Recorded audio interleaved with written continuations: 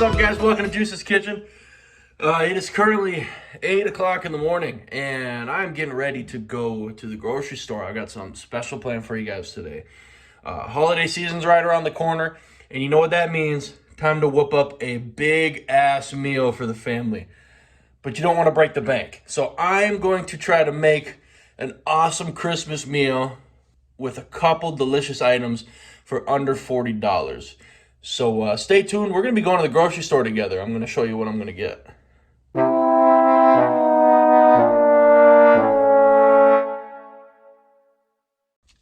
What's up, guys? I just got home from the grocery store. Unfortunately, I didn't film anything when I was in the grocery store because, frankly, I forgot and I was kind of scrambling around to find my ingredients. But we spent just a hair over $40. And I bought some things we're not necessarily making today. But this meal is going to be costing us a lot less than $40. That was kind of the threshold I wanted to stay under. So stay tuned for the end of the video to see how much this meal is going to end up costing us. We're going to be making some cranberries from scratch, a green bean casserole from scratch. We're going to be making an awesome brandy brown sugar glazed ham. And we're going to be making some mini Hasselbeck potatoes. So, like I said, stay tuned for the end of the video to see how much this costed us. For now, let's get inside, let's get unpacked, and let's get some food going. All right, first we're going to get started off with some homemade cranberries. First thing you're going to need to do is find a 12-ounce package of fresh cranberries. You can find these at pretty much any grocery store. This is going to be way better than what you're going to get out of a can. So we'll start with this. We're going to want to go with a half cup of sugar and about a third cup of orange juice. If you have oranges, you can go with the juice of a whole navel orange. That'll do the same thing. Let's get that sort of macerated around a little bit. Get everybody incorporated. Once we're done there, we'll get our cinnamon stick in there. Just adds a little bit of an aroma, a little holiday spirit. Once that's put together, we're going to get our cranberries on a medium to medium-low burner. We just kind of want to let this cook down until it's to a jam consistency, and I'll show you guys that in a sec. It's been about 10 minutes. This is the consistency you're looking for. Sort of a jam, but you still want some whole berries in there to enjoy. So now, before this goes too crazy, I want to turn off the heat. Let them aerate a little bit to cool off. And now we just let it cool completely until we're ready to eat. Now we're going to get going on our green bean casserole here. First we're going to need to prepare the topping. Get started with a baking dish. I'm using a 9x13 and we're going to want to get this oiled up. I'm going to be using ghee, clarified butter. It has a high smoke point and adds a little bit of butter flavor to the topping of our green bean casserole. So let's get some in the pan there and just get that spread around. And once our ghee is in there, we're going to want to get 2 thinly sliced yellow onions, 1/4 cup of flour, 2 tablespoons of breadcrumbs. So we'll go about 1, 2, and a pinch of salt in there.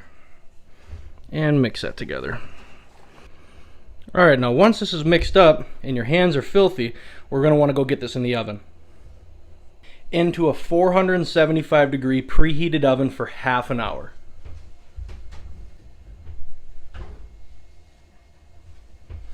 Every 10 minutes we're going to want to come back and toss the onions around. So in about a half an hour they're going to be crispy all over and delicious to put on top of our casserole.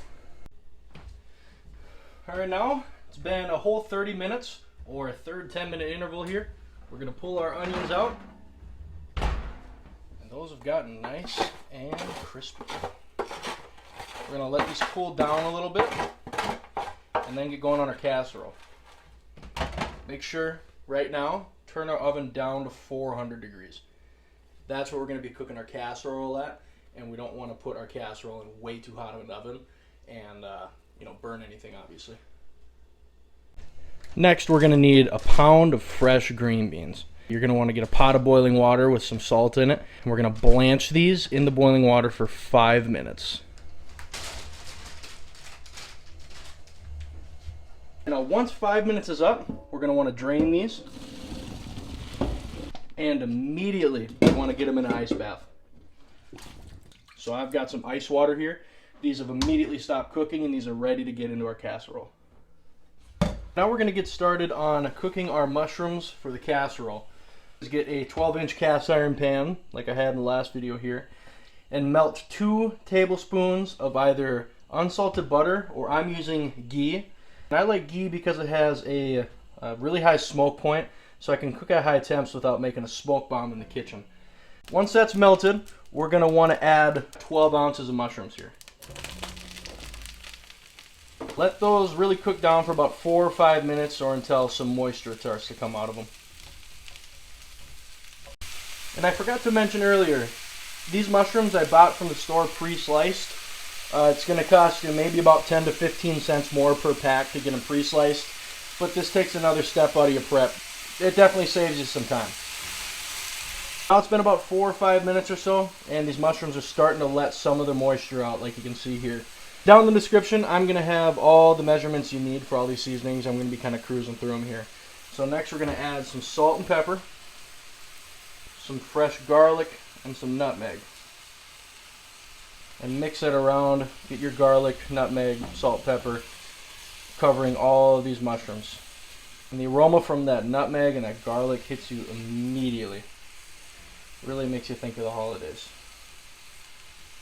And let this cook down for about a minute or two. And once a minute or two has passed here, we're going to want to add in our flour.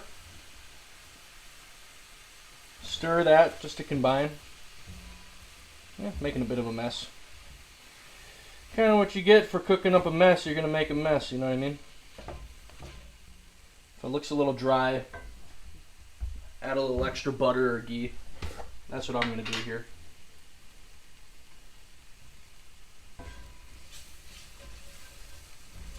And just stir this around and cook it for about a minute or so. After about a minute has passed here, we're going to add a cup of broth and a cup of half and half.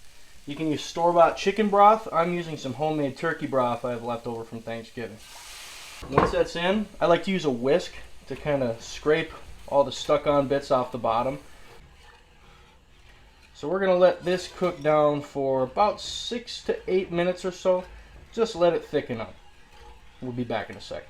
Alright, so now it's been about 6 minutes. What we're going to want to do here is turn the heat off and put in about 1/4 of our onions that we cooked in earlier. Just to add a little something something to that casserole. And we're going to put all the green beans in.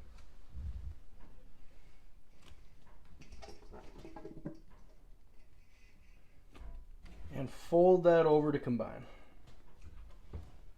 It's going to seem like a lot because it is. We're filling the whole pan up with casserole here. Alright, now once we have that mixed up, we are going to top with the rest of our onions that we made here. And once we have our onions on there, we're going to get this into our oven for about 15 to 20 minutes, or until it's really bubbly and golden brown. So for me, it's only been about 10 minutes, but my green bean casserole is all done in here. Let me pull it out here and show you guys. Boom. Look at that, bubbly, darkened up a little bit. Those onions just got even crispier. That's going to be amazing. We obviously want to let this cool down quite a ways, and that's going to give us time to prepare the rest of our dinner. Here's our main course, the star of the show, the ham. And I got this almost 8-pound ham for less than $12. $1.50 a pound. Got that price for 2 reasons. Number 1, shopping at Aldi, you're going to get the best price on meat every single time. Number 2, this is not spiral cut. A spiral cut ham is going to cost you anywhere from $2 to $4 or more a pound. Without the spiral cut, you're saving a ton of money. And if you're trying to watch the costs of your holiday meal, this is the way to go. So let's go ahead and get this prepped. First, we're going to put together our glaze for our ham. A lot of times ham will come with a glaze ready to go from the grocery store, but this is an awesome recipe that I got prepared for you guys. So first we're going to go with about a cup of brown sugar, half cup of brandy, and I've got a array of other ingredients here that I will have down in the description. But let's get that all into our glaze here. And just whisk to combine. Just make sure that brown sugar and cornstarch gets all broken down so it's not too lumpy. All right, and our glaze is done. Next, what we're going to want to do is score our ham, meaning we're just going to cut maybe about a 1/4 inch into it all the way down. We're going to want to score it about a 1/2 inch apart. So really all you got to do that is just kind of drag your knife down your ham. And you don't need to be exact. This can be about a 1/2 inch to 1 inch apart. This score is just going to let some of that glaze really seep into our ham.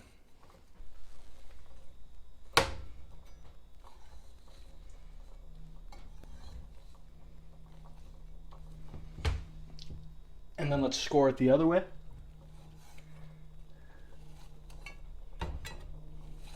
Once our ham is scored, let's get a good helping of this glaze on there. All around the ham. Make sure to put it on thick, because this is the only time we're glazing it for pretty close to an hour.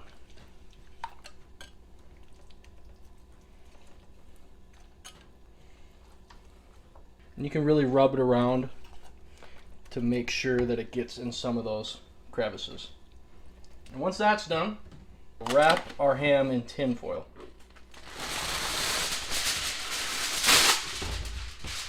So we want to wrap this whole pan up. Once our ham is wrapped up here, we're going to want to put it in a 350-degree preheated oven. And we're going to want it in there for about 12 minutes per pound. Once that's done, we're going to unwrap, baste a little bit more, and I'll show you that in just a sec. Alright, now it's been about 1.5 hours on the ham here. Let's pull it out here, get it out of the tin foil, and see how she looks.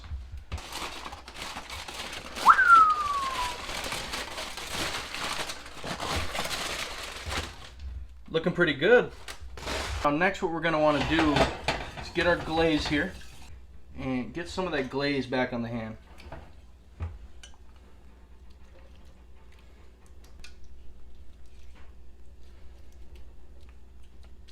Now that we're there,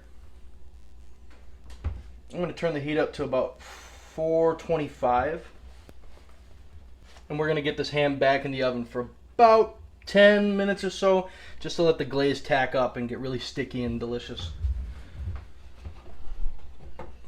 Be careful, because you're probably going to have a lot of fluid in that pan, and you do not want to spill that. Alright, we'll let that go for another 10 or 15 minutes or so. And this ham is all wrapped up. I had it in the oven for about 13 more minutes with the glaze on there. And as you can see, the skin darkened up, got nice and shiny, sticky, delicious. So we're going to let this cool down a little bit and then get it ready for plating. Alright, the last thing I'm going to make is mini Hasselbeck potatoes. And the first thing we have to do is get ourselves some mini potatoes. I'm using these Boomer Golds because this is what I have on hand. But you can really use any mini potato to make these. And you want to get these little cuts in them almost all the way through to let all the ingredients and good stuff seep into them. And the way that I found to do this is I took 2 metal forks, flipped them over, and found, you know, the flat spot on the potato, kind of where it sits the best. And then you kind of just set them in there to a spot where you're going to cut all the way through, and then just use the forks to stop your knife.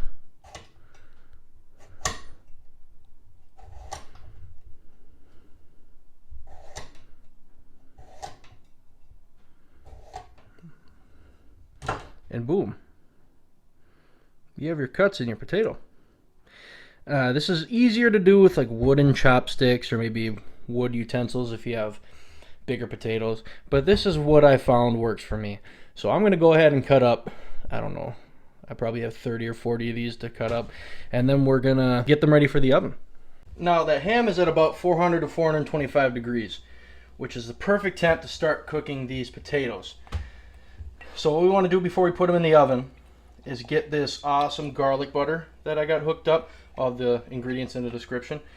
And just get a little bit on each potato.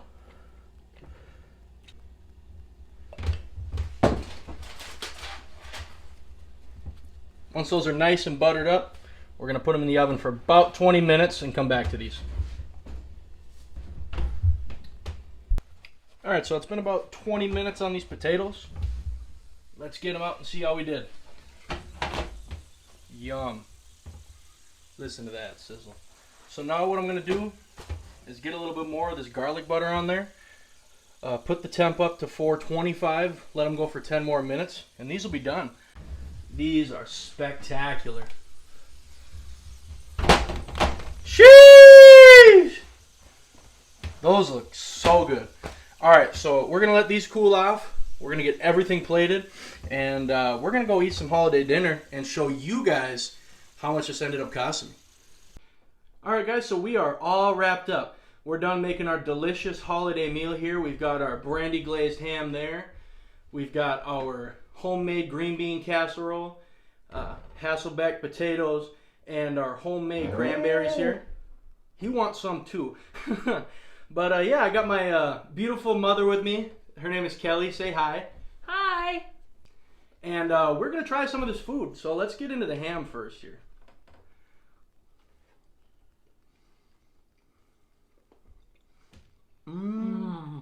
Good, huh? That's delicious. That glaze is awesome. Want to try cranberry?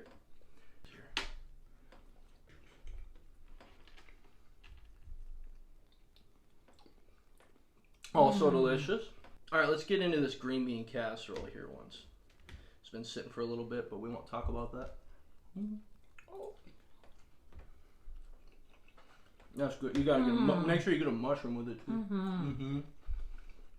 So let's get into a potato to wrap this up. Make sure when you're done with your potatoes, hit them with a little salt, because that salt to butter doesn't really go a long way. So, yep, that's good. It is good. Well, what do you think?